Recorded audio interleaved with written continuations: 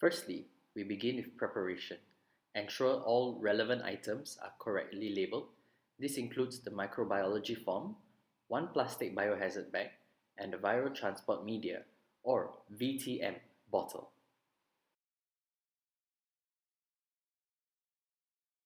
Next, change into scrubs. Ensure hair is kept tidy. Remove all watches, rings, or bracelets. Proceed to inspect your personal protective equipment, or PPE. Check your PPE to make sure you have the right items in sufficient numbers, also making sure the size of each item is appropriate for your size. Most importantly is to make sure there are no defects or holes in the PPE. We can now begin donning. Step 1. Hand rub.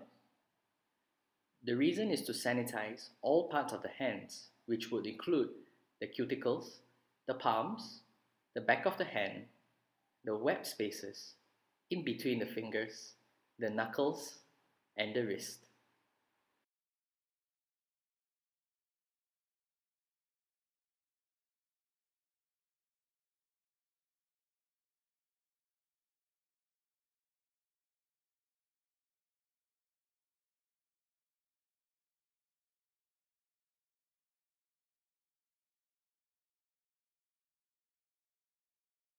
Step 2.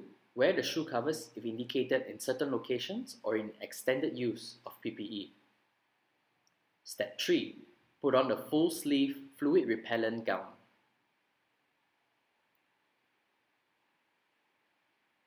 Secure the top string first, followed by overlapping the gown at the back to ensure that the back is fully covered.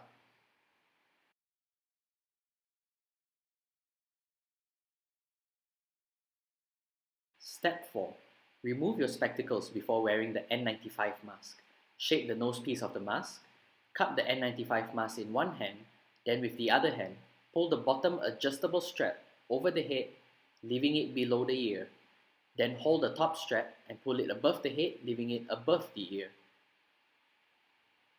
Next, tighten the mask with the adjustable strap.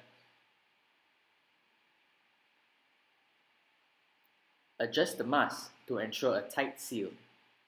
Perform a fit test by breathing in and out deeply, ensuring that the mask collapses and expands respectively. Put your hands above, at the side, and below to feel for any leakage of air. You can now wear back your spectacles. Step 5.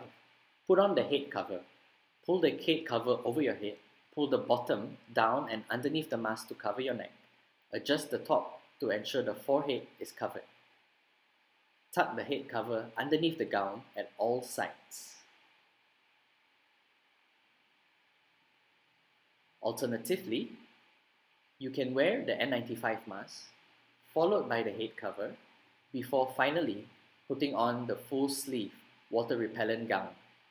The purpose of doing it this way is to ensure the head cover is nicely tucked in to the fluid repellent gown, especially in extended use of PPE. Step 6. Wear the face shield. Place the face shield on the forehead and pull the strap to the back of the head. Ensure the forehead is covered fully. Step 7. Put on your gloves.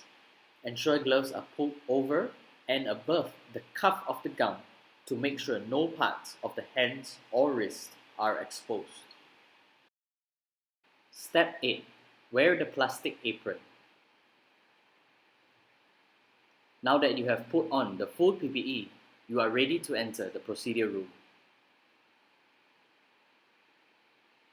Before starting the procedure, introduce yourself and explain the procedure to the patient.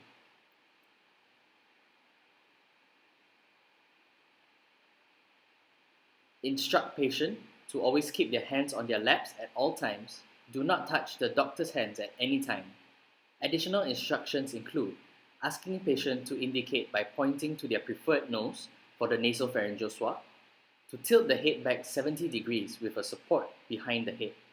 If the patient needs to cough or sneeze, to raise one hand as a signal and cover their mouth and nose with the tissue provided with the other hand, while keeping their heads bent forward and downwards.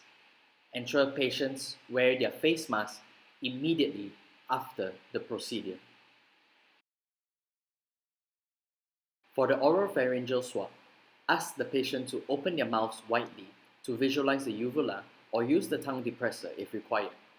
Perform the throat swab by swabbing the posterior pharynx over the palatal arches on either side of the uvula. Alternatively, a posterior pharyngeal wall swab can be done if the patient is able to tolerate it. Before proceeding with the nasopharyngeal swab, estimate the length of insertion according to the red mark as shown.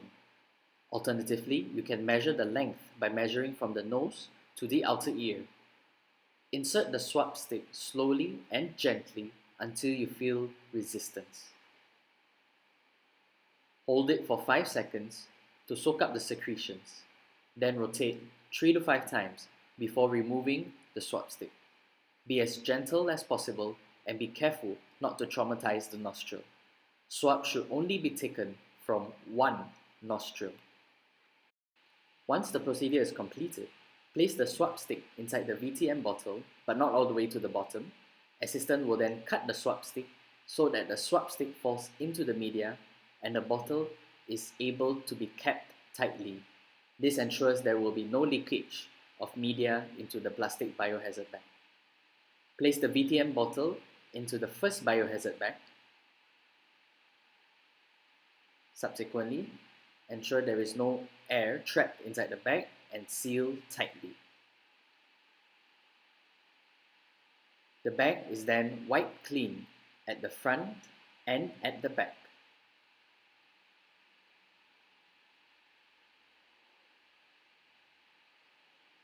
It is then folded neatly and placed into the second biohazard bag, which is labeled with patient's sticker.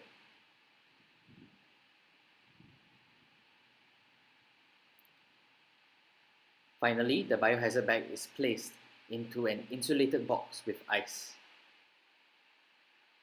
Remember to change your gloves and plastic apron after every patient. To begin the doffing process, step 1.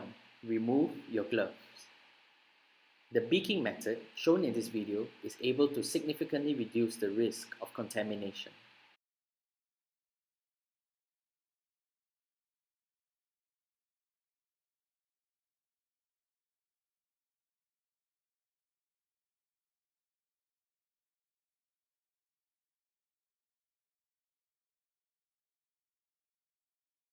Step 2. Hand rub.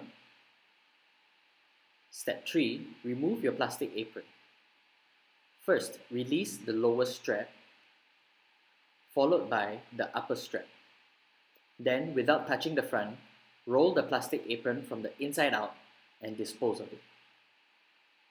Step 4. Hand rub.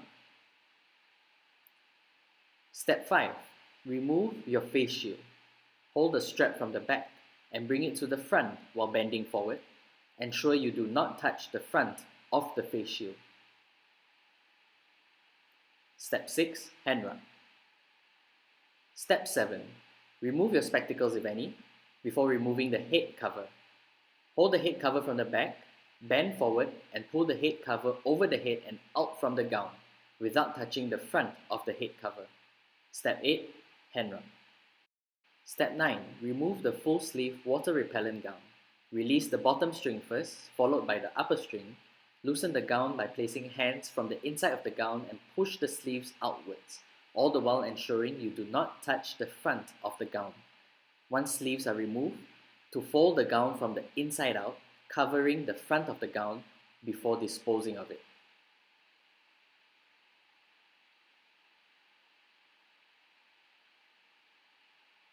Alternatively, you can remove the gown first,